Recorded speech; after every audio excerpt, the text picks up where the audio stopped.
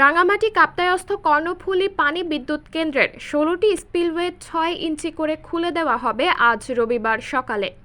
শনিবার ২৪ আগস্ট দিনগত রাত ১০টায় পানি ছাড়ার কথা থাকলেও স্পিলওয়ে খোলার সিদ্ধান্তে পরিবর্তন এনেছে কর্তৃপক্ষ। কর্ণফুলী পানি বিদ্যুৎ উৎপাদন কেন্দ্র ব্যবস্থাপক এটিএম আব্দুল জাহের শনিবার দিনগত রাত 11:15টায় এই তথ্য নিশ্চিত করে গণমাধ্যমকে বলেন, রবিবার ২৫ আগস্ট সকালে প্রাথমিকভাবে ১৬টি স্পিলওয়ে ৬ ইঞ্চি করে খুলে দেওয়া হবে। এতে প্রতি সেকেন্ডে ৯,০০০ কিউসেক পানি অনুৎপাদন ব্যয় যাবে। পরে যদি প্রয়োজন দেখা দেয় তবে ৪ থেকে ৫ ঘন্টা পর স্পিলওয়েগুলো ১ ফুট করে খুলে দেওয়া হবে। ১ ফুট পানি নিষ্কাশন করা হলে প্রতি সেকেন্ডে ১৮,০০০ কিউসেক পানি অনুৎপাদন ব্যয় হিসেবে গণ্য হবে। বর্তমান বিদ্যুৎ কেন্দ্রটির ৫টি ইউনিটে মোট উৎপাদন ২২০ মেগাওয়াট। প্রকল্প বাঁধের ধারণ ক্ষমতা ১০৯ এমএসএল। হ্রদে পানির স্তর ১০৮ এমএসএল।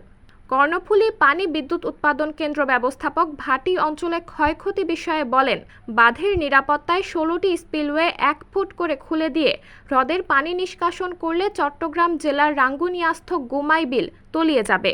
এছাড়া চট্টগ্রাম জেলার কোনো ক্ষয়ক্ষতি হবে না। সাবরিনা জলিল, সবার কথা।